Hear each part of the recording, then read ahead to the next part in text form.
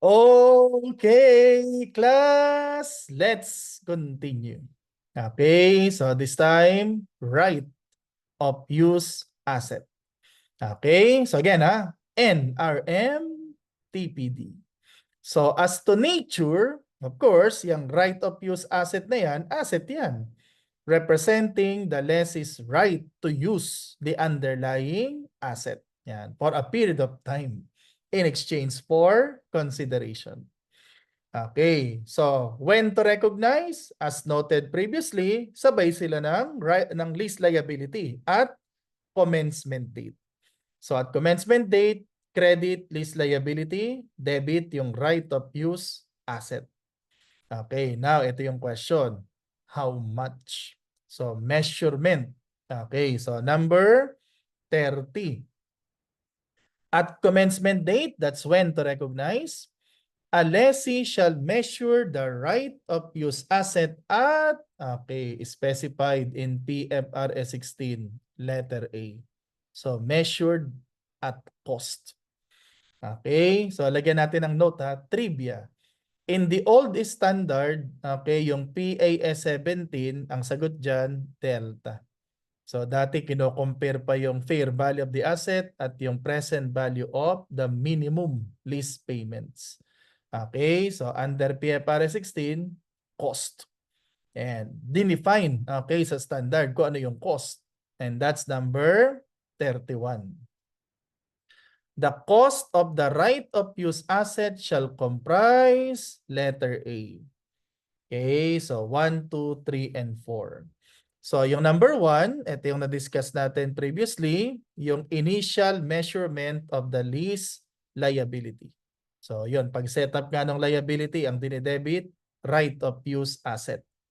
Okay, then as noted also earlier, okay, kung meron ng payments made, okay, syempre kung paid na, hindi na siya part ng liability. Okay, so any lease payments made at or before the commencement date, less any lease incentives received. So yan, kasama din yan dun sa cost. So actually, yung 1 and 2, pwede nating tawagin yan na costs of purchase. Yan, so ito yung pinaka costs of purchase. So yung pinaka purchase price, okay, ng asset. Okay, so yung number 3, ito yung initial direct costs incurred by the lessee. So kung sa financial instrument may transaction cost, sa lease naman may tinatawag na initial direct cost. So parang sa PPE, ito yung directly attributable cost. And then notice no, similar to PPE. So generally, ano nga kasama sa cost ng PPE? Costs of purchase. So yung directly attributable cost at yung tinatawag na asset retirement obligation. So ito yon. Okay, yung estimate of costs to be incurred by the lessee in dismantling and removing the underlying asset and restoring the site on which it is located, or restoring the underlying asset to the condition required by the terms and conditions of the lease, unless those costs are incurred in producing inventories. Of course, kung related na yan sa production ng inventories, chargeable na yan sa inventory. Okay, so again generally, anong kasama sa cost? Costs of purchase, yung 1 and 2. Directly attributable cost, yung number 3. Tapos asset retirement obligation. Now, in relation to number 2, merong guidance dyan ang PIC. Ito yung Q&A number 2020-06. So ito namang number 4, okay, as discussed previously sa PPE, to be included yung item na yan sa cost, dapat mag-qualify yan as provision. Kasi pag sinet up yan, ang entry dyan, debit yung asset, yung right of use asset, ang credit, liability, provision.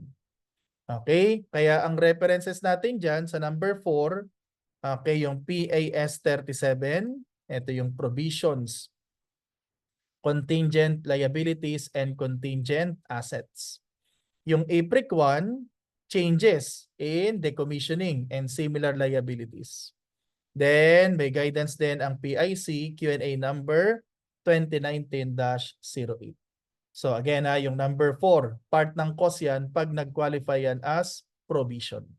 Okay, so set up asset, set up liability. Okay, so yan yung items included in cost. So basta ang initial measurement at cost. Paano yung subsequent? Okay, so here's the summary. Actually, ang right of use asset, pwede actually siyang PPE. Pwede rin siyang investment property. So, kung paano yung measurement ng PPE and investment property, yun din actually yung subsequent measurement of the right of use asset. Okay? And yung default subsequent measurement niya using cost model. Pero yung cost model as defined in PFRS 16. And that is similar to PPE. Cost less any accumulated depreciation and any accumulated impairment losses. Okay, so notice no, similar to PPE. Kaya lang, as noted earlier, yung right of use asset kasi affected ng remeasurement of lease liability. So kaya adjusted for any remeasurement of the lease liability because of pre-assessment or lease modification. Okay, so yan yung benchmark model. So yan yung default. Pero kung yung right of use asset ay nag-qualify as investment property and yung other investment properties ng entity measured using the fair value model, so mandatory. Dapat yung right of use asset naka-fair value din. So no choice required yan if that's the case. Okay, so again kung na-meet niya kung nag-qualify siya as investment property, tapos yung ibang investment property naka-fair value model, so dapat naka-fair value model din siya. Required. Now, kung yung right of use asset ay PPE, okay, just like PPE, pwede rin gumamit ng revaluation model. Okay, pero ito hindi na required, optional na. Okay, so kung PPE siya and the lessee applies revaluation model in PS 16, so pwede rin yung right of use asset naka-revaluation model. Okay, so take note, kung PPE man yan, so considered siya a separate class of PPE. So kaya pwedeng yung iba naka-revaluation model, yung iba naka-cost model. Basta same class, same model. So different class, different models allowed. So that's how to measure subsequently. And that's number 32. So alin dito yung incorrect? So A is a correct statement. So ito nga yung default model, cost. So a lessee shall measure the right of use asset applying the cost model unless it is required. So in the case of investment property na naka-fair value model or chooses to apply other measurement model. So ito naman yung revaluation. So B is also correct as noted earlier. So pag yung right of use asset ay investment property, so yung right of use asset na yon, tapos yung other investment properties ginamitan ng fair value model, so yung right of use asset dapat ano din. So required, shall also apply that fair value model. So dito nagkamali sa letter C. Again, pagka yung right of use asset ay PPE, at yung ibang PPE ginagamitan ng revaluation model, the lessee may, dito nagkamali. So hindi required. May also apply the revaluation model. Okay, so that's subsequent measurement of right of use assets. Okay, so NRM done already. Now, yung T, ano ba yung typical transactions affecting the CA of the right of use asset? Of course, that will depend on the model used. Cost model ba, fair value model ba, or revaluation? Siyempre, doon tayo sa default. So, yung default, cost. And using the cost model, okay, the right of use asset is carried at what? Initially, at cost. Okay, minus accumulated depreciation, minus accumulated impairment losses. Tapos yun nga, as adjusted for the remeasurement of lease liability because of what? Reassessment or modification. At yung reassessment niya or lease modification, pwedeng plus or minus. So this is the cost model carrying amount. Okay, now in relation to depreciation, so ang reference natin dyan, PAS 16. So meaning, kung ano yung na-discuss natin doon sa depreciation ng PPE, same principles apply. So particularly, yung pagpili ng appropriate method, okay, so the method should reflect the benefit consumption pattern. So ang issue actually dyan sa depreciation is yung depreciation period. So kasi nga rented lang yan eh. So ano bang gagamitin? Lease term or useful life. Okay, now yung right of use asset, subject din yan to impairment. So under PAS 36. So kaya yung discussion natin doon sa impairment of other non-financial assets, so applicable din yan to right of use asset. So kaya actually kung ano yung alam natin sa PPE, magagamit din natin dyan sa right of use asset. So specifically kung ginamitan ng default model, cost. So kaya lang yun nga, ang i-highlight natin dyan yung depreciation period. Okay, so that's number 33. So depreciation of right of use asset. Which one is incorrect? Okay. So A is a correct statement. So yung depreciation policy for right of use asset held should be consistent with that for owned assets. So kung paano yung policy ng company doon sa ibang asset na owned niya, ganun din yung policy niya dapat doon sa pag-depreciate ng right of use asset. So B is also correct. That's when to start. So di ba nga in general, when depreciation starts when the asset is what? Available for use. At kung lease yan, kung right of use asset yan, kailan nga available for use by the lessee? At commencement date. Kaya from commencement date, dun mag-start ang depreciation. Kasi at this point, available na for use by the lessee. So ang walang issue actually yung start. Okay, commencement date. Ang problem yung end. So when will depreciation ends? Okay? Or when will depreciation end? Yan. Okay? So tama din yung letter C. If the lease transfer, so ito, lagyan mo ng note ito, with transfer of ownership. So ibig sabihin sa letter C, eventually the lessee will become the owner. So if eventually the lessee will become the owner kasi merong agreement na matatransfer yung ownership. O kaya reasonably certain na i-exercise ni lessee yung option to buy at a bargain price. Then, the lessee shall depreciate the right of use asset to the end of the useful life. So effectively, kapag may transfer of ownership, ang depreciation period, useful life. So hanggang end siya ng useful life. So dito nagkamali sa letter D. So kung sa letter C may transfer of ownership, so dito sa letter D, lagyan mo ng note, so no transfer of ownership. So meaning sa letter D, the lessee eventually will not become the owner. Kung si lessee ay hindi magiging owner eventually, then the lessee shall depreciate the right of use asset to, dito nagkamali. Mali yung later. Dapat at the earlier. Earlier of the end of the useful life or the end of the lease term. In other words, in that case, ang depreciation period, lease term or useful life, whichever is shorter.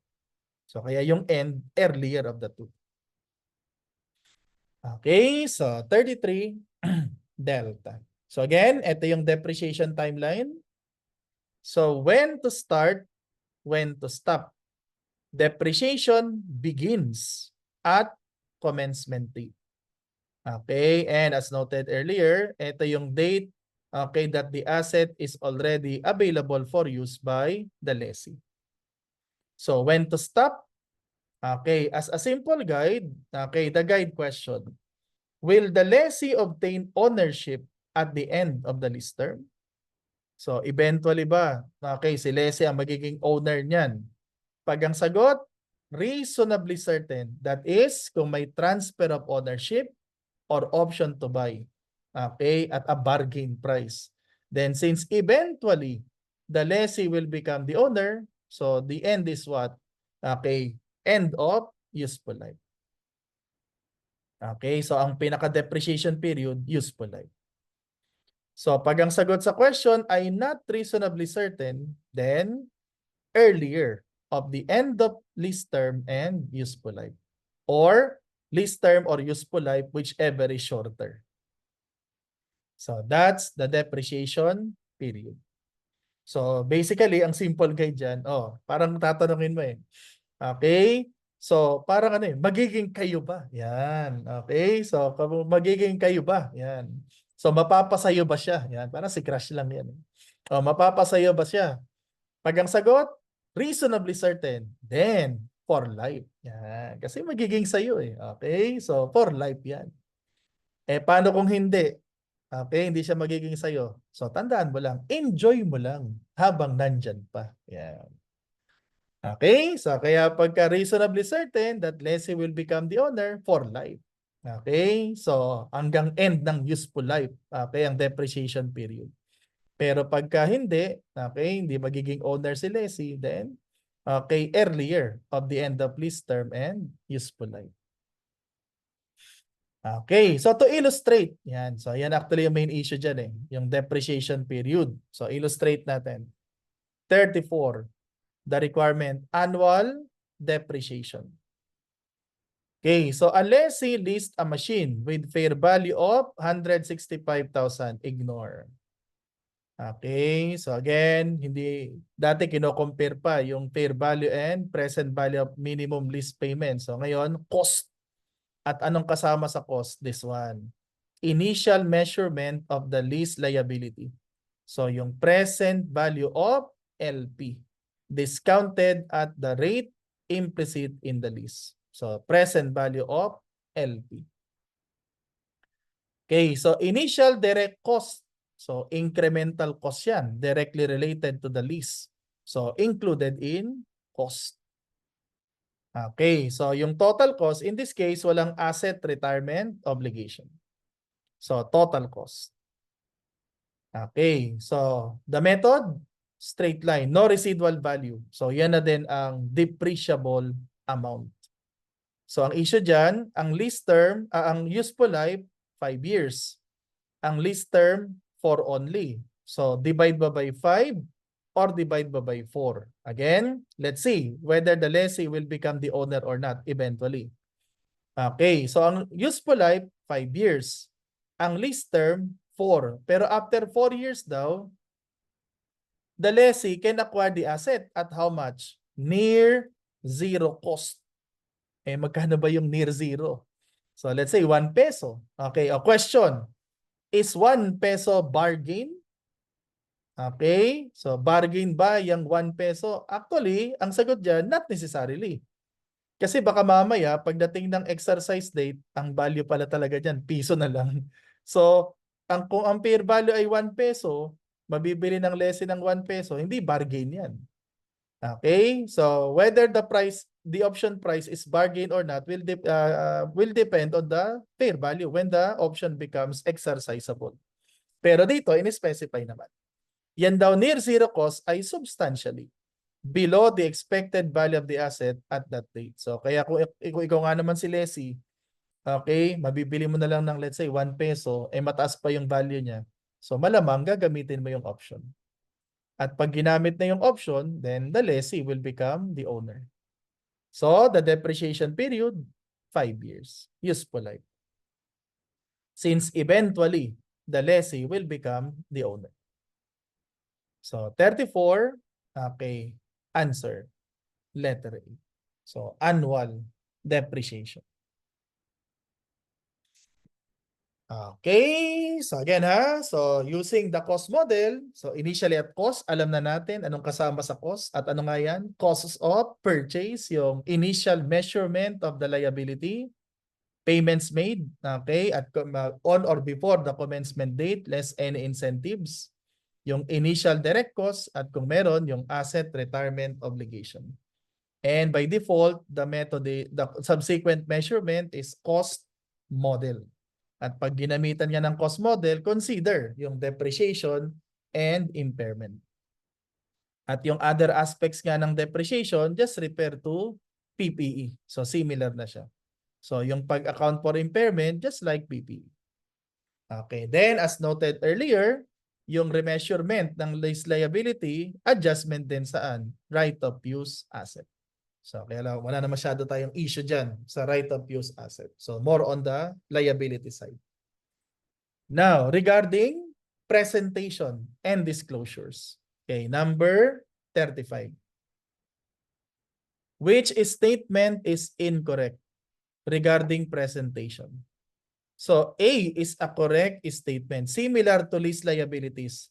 So either on the face, so line item siya on the face of the statement of financial position, or pwede naman i-disclose na lang sa notes. Okay, so again, paano mag-appear ang right of use asset? Pwedeng line item, nasa face mismo siya. Pwede rin naman nasa notes. So then, pagka hindi siya pinresent separately, then kailangan specify sa notes kung anong line item siya included. So ito yung letter B. So let's say, yung right of use asset ay PPE. Pwedeng nandun siya sa total ng PPE. Tapos sa notes, i-disclose na kasama dun sa PPE as a separate class yung right of use assets. Okay? So tama din itong letter C. So di ba nga pwedeng PPE yan, pwedeng investment property. Pero pagka yung right of use asset ay na-meet yung definition of investment property, mandatory. Kailangan i-present siya as part of what? Investment property. So kaya yung separate presentation, that is as line item, kung hindi siya investment property. Kasi kung investment property, dapat part siya ng investment property. So that's how to present, okay, right of use assets. All the statements are correct. So 35 delta.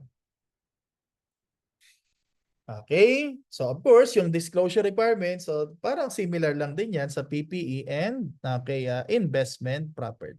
So depende nga kung ano yung classification ng right of use asset. Okay, now again, okay, in PFRS 16, effectively nawala yung distinction between operating and finance. So instead, one model only, okay, for lessee. So that is kapag ang lease ay long-term and not low value, so dapat mag-recognize at commencement date ng asset and liability. Okay, now, yung exemptions. So, kailan pwedeng wag mag-recognize ng asset and liability?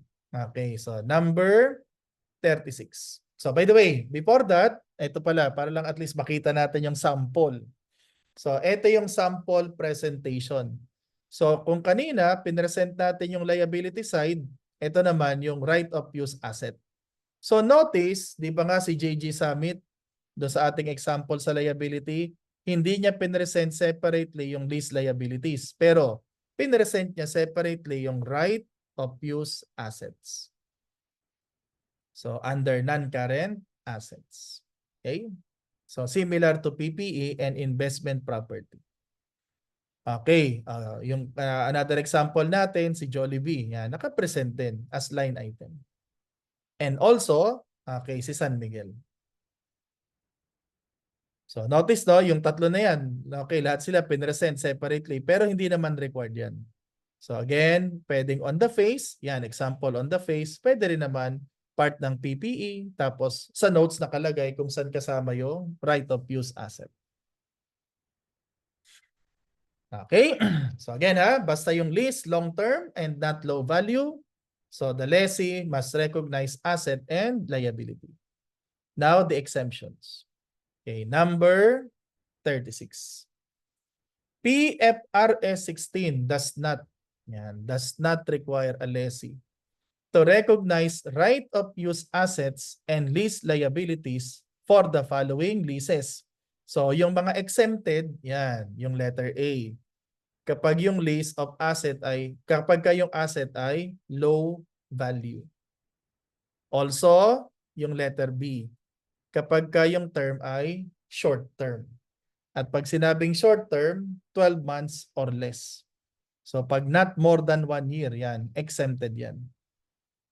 Okay, so why? Bakit hindi na kailangan mag-recognize ng asset and right of use assets and lease liabilities? Simply for practical purposes.